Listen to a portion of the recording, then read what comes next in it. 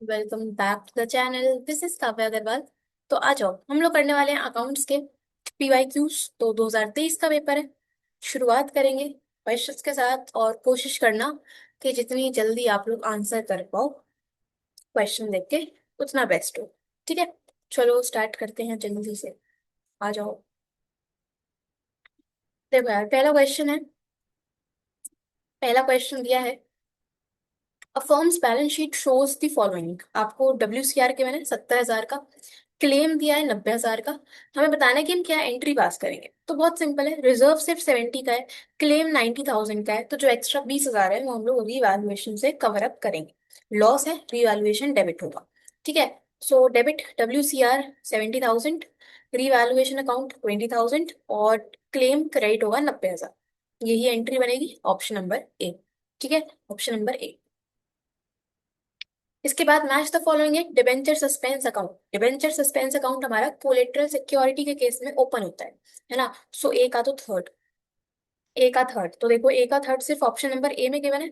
Answer मिल गया, खत्म बात। ठीक है, फिर भी चेक कर लेते हैं। करंट मेच्योरिटी ऑफ डेट्स जो है वो हमारी अदर करंट लाइबिलिटी है। Discount on issue of debentures PNL statement से राइट ऑफ होगा। सॉरी, हाँ, discount on issue of debentures जो है वो हमारा सेक्शन 53 के अकॉर्डिंग है। और इंटरेस्ट ऑन डिवेंचर्स जो है वो राइट ऑफ करना है, तो हम स्टेटमेंट ऑफ P&L से करेंगे। ठीक है, डन। चलो, इसके बाद current account of each partner is debited by the amount of. Current account किससे डेबिट होगा? देखो, ड्रॉइंग्स आउट ऑफ अगर कैपिटल है तो कैपिटल अकाउंट में डेबिट होगा, तो ये तो नहीं होगा। इंटरेस्ट ऑन ड्रॉइंग्स पार्टनर से लिया जाएगा, पार्टनर डेबिट होगा, करंट अकाउंट डेबिट होगा, बिल्कुल ऑप्शन नंबर बी। ठीक है, बाकी जो दो ऑप्शन है, फ्रेश कैपिटल इंट्रोड्यूस्ड, ये कैपिटल का अकाउंट में क्रेडिट में आएगा। Interest allowed on capital current account के क्रेडिट में आएगा। ठीक है, सो आंसर हमें मिल गया। ओके जी। इसके बाद नेक्स्ट है the ideal ratio for current ratio and quick ratio respectively are. So current ratio की आइडियल रेशियो होती है 2:1, क्विक रेशियो की आइडियल रेशियो होती है 1:1। ठीक है, सो 2:1 एंड 1:1, यानी कि B and A, B and A only. अब देखो, ए एंड बी भी है ऑप्शन में, हम इसको नहीं करेंगे, हम लेंगे B and A only, option number C. ठीक है, ऑप्शन नंबर सी हम लोग लेंगे। ठीक है, ऑप्शन नंबर सी क्यों लेंगे? क्योंकि पहले करंट रेशो पूछा है, तो करंट रेशो 2:1 आएगी, तो इसलिए बी, फिर उसके बाद A। तो सीक्वेंस देख के कर लो। ठीक है जी। इसके बाद the two basic measures of liquidity. Liquidity measure करने के लिए दो बेसिक रेशो कौन सी? एक तो हमारी करंट रेशो, दूसरी लिक्विड रेशो यानी कि क्विक रेशो। ठीक है, option B. Okay, which is not a limitation of ratio analysis. Ratio analysis का कौन सा लिमिटेशन नहीं है? पहला है कंपैरेटिव एनालिसिस इज पॉसिबल, आप एनालिसिस कर सकते हो, तो ये तो एक मेरिट है, लिमिटेशन नहीं है। एक तो ये ले लो पॉइंट। ठीक है, price level changes are ignored. Price level में जो चेंज आते हैं उनमें उनको इग्नोर करते हैं, this is a limitation. Okay, problem problem areas में भी आइडेंटिफाइड।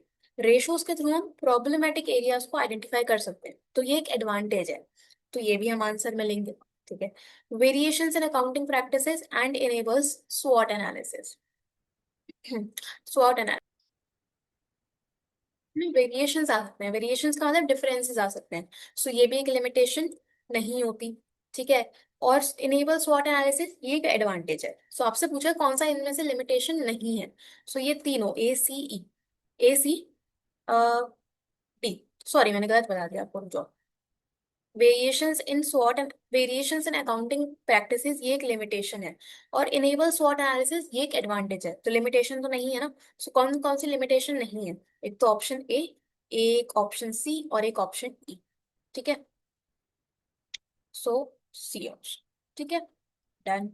इसके बाद state the order in which final accounts of a partnership firm are prepared. तो कैसे बनाओगे? देखो, सबसे पहले ट्रेडिंग अकाउंट बनेगा। ठीक है, उसके बाद प्रॉफिट एंड लॉस अकाउंट बनेगा। देन उसके बाद प्रॉफिट डिवाइड करने के लिए अप्रोप्रिएशन अकाउंट बनेगा। उसके बाद कैपिटल अकाउंट और लास्ट में balance sheet. CADEB, option D. ठीक, डन। देन इसके बाद हमें न्यू PSR निकालना है, न्यू प्रॉफिट शेयरिंग रेशियो। देखो दिया है, Ravi and Kishan are partner sharing profits and losses in 3:2। Admit हुआ है Mohan as a new partner, Ravi surrendered 2/5 of his share and Kishan surrendered 1/5 of his share in favor of Mohan. तो of his share given है तो आपको पहले sacrifice निकालना पड़ेगा। Sacrifice कैसे आएगा? देखो, रवि का सेक्रीफाइस कितना आएगा? रवि ने 2/5 शेयर सेक्रीफाइस करा है अपने शेयर का, ऑफ हिज शेयर बोला है।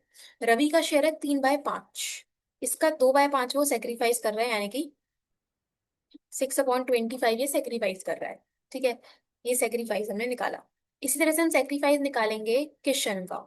किशन का ओल्ड शेयर था 2/5, इसका 1/5 वो सेक्रीफाइस कर रहा है, यानी कि 2/25।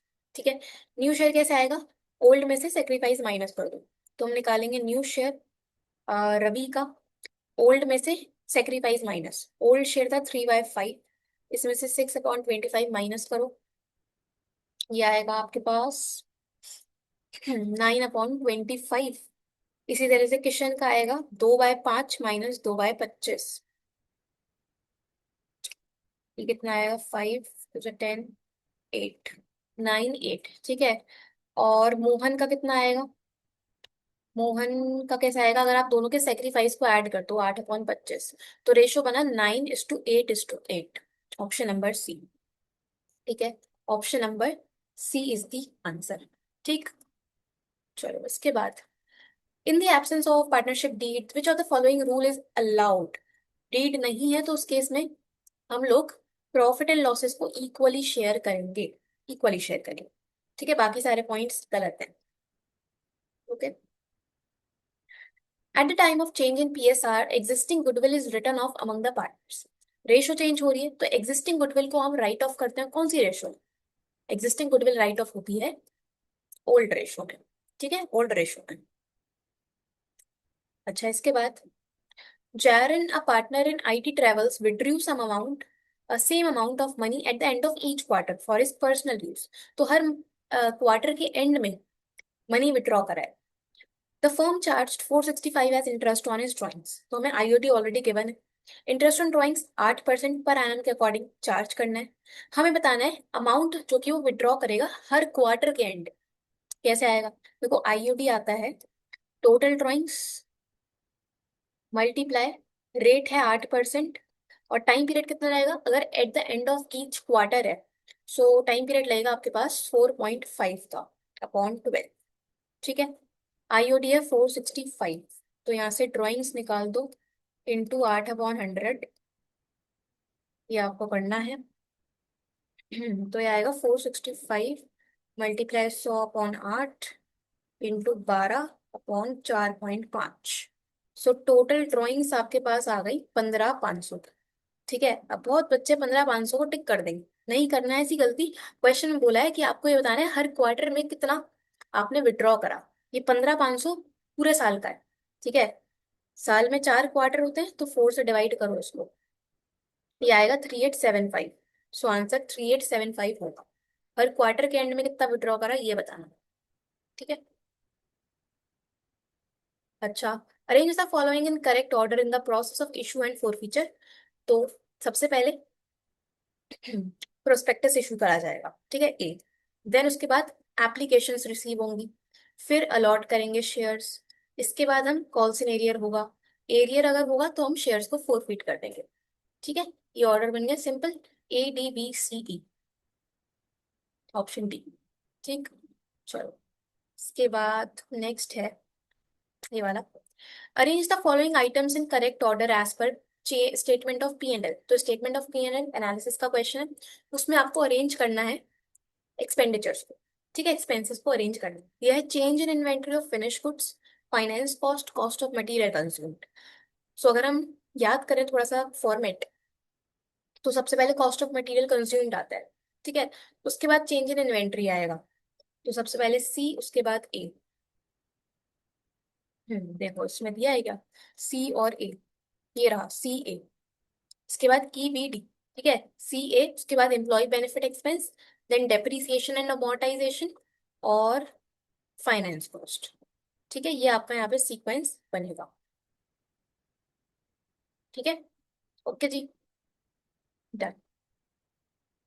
इसके बाद अगला क्वेश्चन है, in case the net profits made during the year by a company are 50,000, तो नेट प्रॉफिट बताया है। Bills payable have increased by 10,000, current liability बढ़ी है 10,000 से। Cash flow from operating activity आपको बताना है, तो बहुत सिंपल है। नेट प्रॉफिट है 50, करंट लाइबिलिटी अगर बढ़ती है तो हम उसको ऐड करते हैं, तो 50 प्लस 10 इज 60,000। ठीक है, 60,000। देन इसके बाद अगला है टाइप्स ऑफ एक्टिविटी को हमें मैच करना है। ऑपरेटिंग एक्टिविटी में क्या आएगा, जल्दी से देखो और बताओ। ऑपरेटिंग एक्टिविटी में आएगा हमारा पेमेंट टू सप्लायर्स। ठीक है। इन्वेस्टिंग एक्टिविटी में आएगा डिविडेंड रिसीप्ट। अगर आप डिविडेंड रिसीव कर रहे हो तो हमारी इन्वेस्टिंग एक्टिविटी होती है, आपने इन्वेस्ट किया है शेयर्स में तो आपको डिविडेंड मिल रहा है। फाइनेंसिंग एक्टिविटी में आएगा interest on debentures. Cash and cash equivalent में आएगा करंट इंटरेस्ट। ठीक है, तो इसके अकॉर्डिंग आप इसमें टिक मार सकते हो। ओके, चलो इसके बाद the application money should be at least dash of the face value of share. तो अगर फेस वैल्यू सपोज शेयर की 100 रुपीज की है तो एप्लीकेशन कितना होना चाहिए, एटलीस्ट जो होता है 5%। एटलीस्ट 5% आपको एप्लीकेशन लेना पड़ेगा। 5% मतलब आपको एप्लीकेशन पे एटलीस्ट 5 रुपीज तो लेने ही लेने हैं, इससे ज्यादा भी ले सकते हो बट 5 तो लेने ही है। ठीक है, तो ये परसेंटेज याद रखना। अच्छा, इसके बाद identify the option which is not appropriate related to goodwill of a partnership form. कौन सा इनमें से करेक्ट स्टेटमेंट नहीं है। दिया है goodwill is a fictitious asset not an intangible asset. गलत। हमें नॉट अप्रोप्रिएट बताना है तो एक तो यही लेंगे क्योंकि गुडविल हमारा इंटेंजिबल एसेट होता है। ठीक है। There are only two types of goodwill, एक परचेज्ड दूसरी सेल्फ जनरेटेड, तो ये तो सही है। तो एक तो ऑप्शन ए है, बस एक ऑप्शन ए ही है गलत, तो वही आंसर है। ठीक है, बाकी लिखा है goodwill of the firm can be affected due to favourable location and good contracts. बिल्कुल। अकाउंटिंग स्टैंडर्ड 26 जो है वो गुडविल के ट्रीटमेंट के लिए अप्लाई होता है, ये भी सही है। ठीक है, ओके। देन नेक्स्ट है which are the following are facts about debentures. Debentures के बारे में कौन सा सही है। दिया है specified rate of interest on debentures is also called the specific coupon rate debenture. जो इंटरेस्ट चार्ज करते हैं उसको हम कूपन रेट भी बोलते हैं। बिल्कुल सही है। Convertible debentures can be converted into equity shares. Yes, अगर डिवेंचर्स कन्वर्टेबल हैं तो आप उसको इक्विटी में कन्वर्ट कर सकते हो। Debenture holders are the owners of the company. गलत, डिवेंचर होल्डर्स ओनर्स नहीं होते, दे आर द क्रेडिटर्स। ठीक है। Debenture includes debenture inventory and bonds. सही है। ठीक है, debenture bonds. irredeemable debentures are also known as perpetual debentures। irredeemable मतलब जिनकी रीपेमेंट करनी नहीं है उसको हम perpetual debentures भी बोल सकते हैं, तो ये भी सही है। ठीक है, A B D E, option C. ठीक। इसके बाद देखो गुडविल निकालनी है, सिंपल। फर्म की कैपिटल है 2 लाख की। Normal rate of return NRR है 15%। फर्म ने प्रॉफिट अर्न करा है 48 का, यानी कि एवरेज प्रॉफिट। गुडविल निकालनी है on the basis of 3 year purchase of super profit. तो सुपर प्रॉफिट कैसे आता है, average minus normal profit. Average है 48, नॉर्मल कितना है, नॉर्मल आएगा 2 लाख का 15%, यानी कि 30,000। ठीक है, तो 18,000 का सुपर प्रॉफिट आ गया। गुडविल निकालनी है 3 years into good super profit, so 18,000 into 3 कर दो, ये आएगा आपके पास 54,000। ठीक है, 54,000 की गुडविल। ओके, चलो इसके बाद करेक्ट सीक्वेंस में अरेंज करना है कैटेगरीज ऑफ शेयर कैपिटल। तो सबसे पहले ऑथोराइज्ड कैपिटल आएगी, है ना। जब आप नोट्स टू अकाउंट में आते हो सबसे पहले ऑथोराइज्ड कैपिटल आती है, सबसे मैक्सिमम, तो पी। उसके बाद आएगी इशूड कैपिटल, ऑथोराइज्ड में से हम इशू करेंगे, सी। इशूड कैपिटल के बाद आएगा सब्सक्राइब्ड कैपिटल, कि लोगों ने कितना सब्सक्राइब किया। ओके, देन हम लोग कॉल करेंगे कैपिटल, कंपनी कॉल करेगी पैसा, कॉल्ड अप। और एक्चुअल में कितना पे किया गया है शेयर होल्डर्स के द्वारा, that is paid up capital. ठीक है, B C E, B C E A D, option C. Done. चलो, देन नेक्स्ट है a company maintains average inventory of 1 piece. Inventory turnover ratio है 6 times. Company sales goods at a gross profit of 25% on revenue from operations. आपको revenue from operations ही निकालना है, बहुत simple है। देखो, इन्वेंट्री टर्नओवर रेशियो होता है COGS अपॉन एवरेज। ठीक है, ITR के बने 6 टाइम्स, COGS निकल जाएगा, एवरेज है 1 20। सो आपके पास COGS कितना आया, 1,20,000 इंटू 6, यानी कि 7,20,000। ठीक है। अब हमें ग्रॉस प्रॉफिट जो गिवन है वो 25% गिवन है रेवेन्यू फ्रॉम ऑपरेशंस का।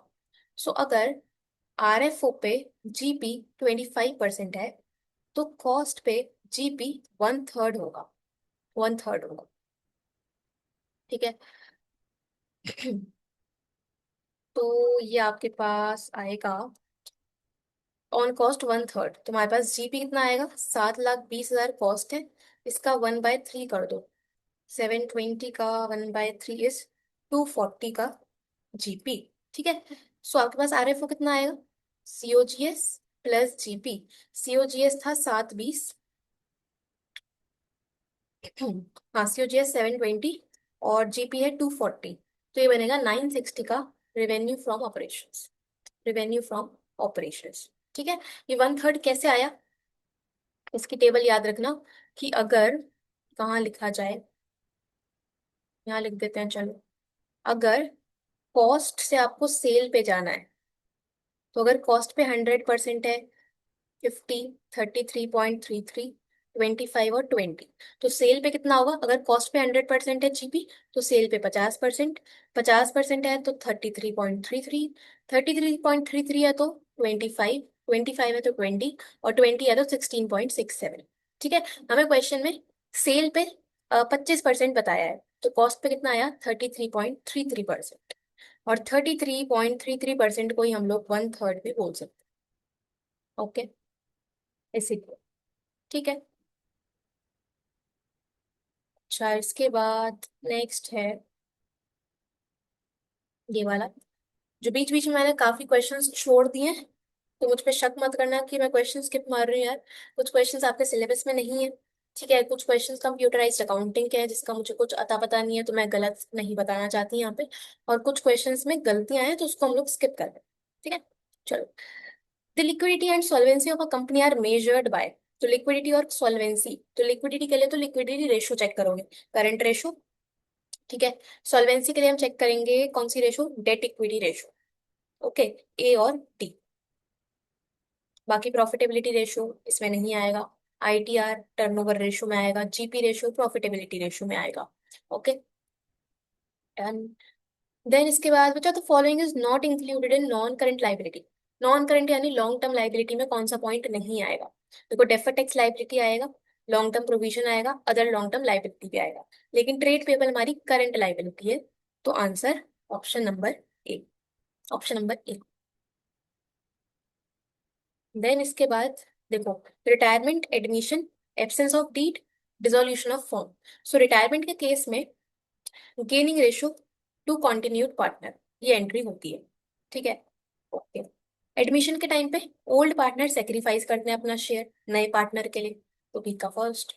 डीड अगर नहीं है तो इक्वल PSR होगा, और डिसोल्यूशन के केस में हम अकाउंट्स को सेटल करते हैं। इसके अकॉर्डिंग टिक कर सकते हो ऑप्शंस पे, इतना तो काम कर ही लोगे आप लोग। ठीक है। चलो, नेक्स्ट है हेड सब हेड का question. Stock options outstanding account जो है वो हमारा रिजर्व एंड सरप्लस में जाता है शेयर होल्डर फंड के अंदर। ठीक है, ए का fourth.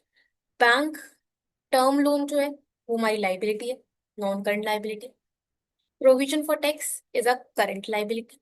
Loose tools is a part of inventory which is current asset. ठीक है, सिंपल।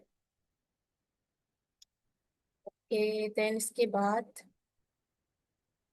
चलो, 34th क्वेश्चन का आंसर आप लोग बताना कमेंट्स में, कुछ काम खुद भी करो यार।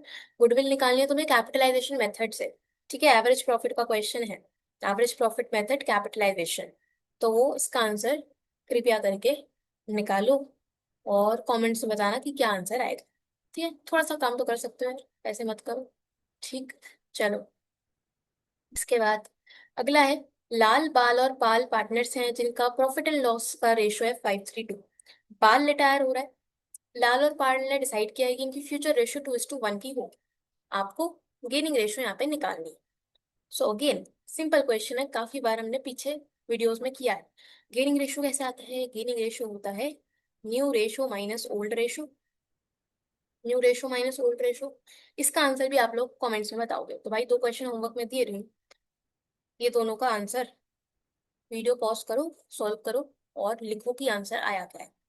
ठीक है, सिंपल है, जल्दी से बताओगे। ठीक है, चलो। नेक्स्ट दिया है आपको, निकालना है amount transfer to capital reserve. तो कैपिटल रिजर्व का अमाउंट निकालना है। दिया है directors of Y limited forfeited 200 preference shares of 100 each, non payment of call money of 30 per share. तो 200 शेयर फोरफिट करें, 100 रुपए का एक शेयर है जिसपे 30 रुपए नहीं मिले। आउट ऑफ दीज 150 शेयर जो है वो हम री इशू कर रहे हैं 60 पर एज फुली पेड। हमें कैपिटल रिजर्व का अमाउंट बताना है। तो सिंपल ट्रिक लगाओ, जितने शेयर री इशू हुए हैं ब्रैकेट में फोरफिट अमाउंट माइनस डिस्काउंट। ठीक है, री इशू हो रहे हैं 150। फोरफिट कितना किया, देखो 100 का शेयर था, 30 रुपए नहीं मिले तो 70 मिल गए होंगे, वो हमने फोरफिट कर लिया 70 रुपए। डिस्काउंट कितने का दिया है, हम 100 वाला शेयर 60 में री इशू कर रहे हैं यानी 40 का डिस्काउंट। ठीक है, सो ये आएगा 150 into 30, that is 4500। Option B 4500। Simple, ये ट्रिक लगाना, एंट्रीज बनाने मत बैठ जाना, ये सिंपल फॉर्मूला लगाओ और आंसर निकालो। ठीक है, which account is to be debited to transfer the share of deceased partner for the intervening period. अगर एक पार्टनर की डेथ हो जाती है तो जो उसके डेथ तक का प्रॉफिट है उसको आप ट्रांसफर करते हो एक अकाउंट में। कौन सा अकाउंट है वो, profit and loss suspense account. ठीक है, profit and loss suspense account, loan लिख दिया इन्होंने, लॉस आएगा। ओके, देन इसके बाद करेक्ट ऑर्डर में आपको अरेंज करना है करंट एसेट्स को। So according to the format, current assets में सबसे पहले आता है करंट इन्वेस्टमेंट। ठीक है, करंट इन्वेस्टमेंट आता है। सो सबसे पहले तो ऑप्शन ई आएगा। अब ऑप्शन ई एक ही में है, सो ऑप्शन डी आंसर बनना चाहिए। ठीक है, पहले करंट इन्वेस्टमेंट, उसके बाद बोला है इन्होंने इन्वेंट्री। ठीक है, इसके बाद trade receivables, then cash and cash equivalent, और लास्ट में अदर करंट एसेट्स। ठीक है, चलो। कंपैरेटिव स्टेटमेंट्स का एक और नाम क्या है, कंपैरेटिव स्टेटमेंट्स को ही हम बोलते हैं हॉरिजॉन्टल एनालिसिस, हॉरिजॉन्टल एनालिसिस। ठीक है, चलो। बहुत तेज नींद आ रही है मेरे को यार, चलो इसको खत्म ही करते हैं हम लोग। लेट नाइट रिकॉर्डिंग करने में मजा तो आता है लेकिन नींद आती है। चलो देखो, दिया है Himanshi and Nisha are partners in a firm sharing profits in 3:2। Capital given है 80 और 50। They admitted Shikha on 1 January 2023। New partner 1/5 के लिए आया है। शिखा जो है वो 60,000 का कैपिटल लेके आई है। हमें गुडविल निकालनी है फर्म की। सो हिडन गुडविल का केस है, पहले टोटल कैपिटल निकालोगे, कैसे आएगा, नए पार्टनर का कैपिटल और उसके शेयर के रेसिप्रोकल से मल्टीप्लाई, यानी कि 5। सो 3 लाख का टोटल कैपिटल, इसमें से माइनस कर दो कंबाइंड कैपिटल। कंबाइंड कैपिटल यानी कि तीनों पार्टनर के कैपिटल का टोटल। तो एक तो 60,000 है और बाकी दो का कितना था, 80 और 50, यानी कि 190 टोटल बन जाएगा। 190 का इनका कैपिटल, इसको माइनस करो 3 लाख में से तो 1,10,000 का हमारा गुडविल आएगी फर्म को, 1,10,000। ठीक है, सिंपल, राइट। चलो इसके बाद आपको दिया है बैलेंस शीट। ठीक है, और लिखा है फर्म हो रही है डिसॉल्व, फर्म डिसॉल्व हो रही है। कुछ कुछ पॉइंट्स गिवन है, क्वेश्चन पढ़ते हैं। दिया है calculate amount realised from plant. Plant बेच के कितना पैसा मिला वो आपको बताना है। सबसे पहले प्लांट की बुक वैल्यू है 30,000। ठीक है, प्लांट की बुक वैल्यू 30,000।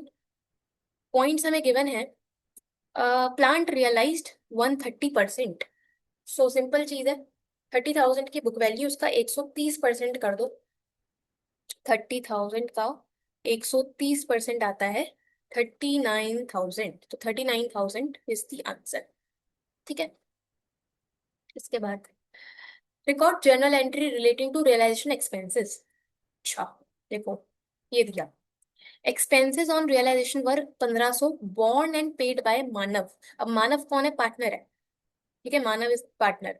सो पार्टनर ने ही बियर करे और पार्टनर ने ही पे कर दिए। सो पार्टनर की रिस्पॉन्सिबिलिटी, पार्टनर ने पे करी तो उस केस में कोई भी एंट्री नहीं होती है। So no need to record the entry. ठीक है। Calculate amount paid to creditors, creditors को कितना पैसा देना है वो बताओ जल्दी से। तो देखो सबसे पहले क्रेडिटर्स थे 30,000 के। ठीक है। अब इससे रिलेटेड पॉइंट ये रहा, creditors payable after 1 month were paid immediately at 6% discount. So अगर आप क्रेडिटर्स को 1 महीने के बाद ही पेमेंट कर देते तो 6% का डिस्काउंट हमें देना होगा। ठीक है। सो देखो कैसे निकालोगे, सबसे पहले डिस्काउंट निकालो। कहाँ लिखूं मैं इसे, यहाँ लिख देती हूँ। डिस्काउंट हम कितना देंगे क्रेडिटर्स को, 30,000 के थे हमारे क्रेडिटर्स, 30,000 के क्रेडिटर्स पे 6% डिस्काउंट। सो 30,000 का 6% आएगा 1,800। ठीक है। सो 30,000 में से आप 1,800 कर दो माइनस, 30,000 में से 1,800 कर दो माइनस। सो 28,200 की हम लोग पेमेंट करेंगे। ठीक है, डिस्काउंट माइनस 28,200। ओके।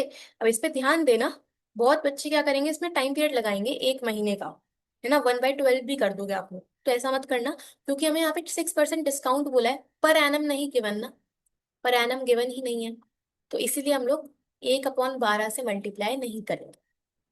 ठीक है, टाइम पीरियड इग्नोर करना, पर एनम नहीं गिवन, डायरेक्टली बस परसेंटेज निकाल के डिस्काउंट निकालो। Calculate amount realise from debtors, debtor से कितना पैसा रियलाइज होगा।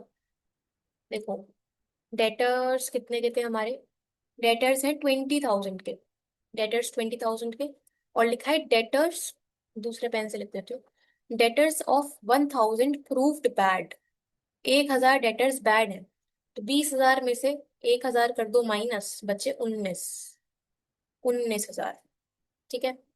Workman compensation reserve will be transfer to, तो WCR में आपको क्लेम तो गिवन ही नहीं है, देख लो क्लेम नहीं दिया ना, क्लेम नहीं है कहीं भी, नहीं है, तो जो भी रिजर्व है वो हम पार्टनर के कैपिटल में क्रेडिट करेंगे।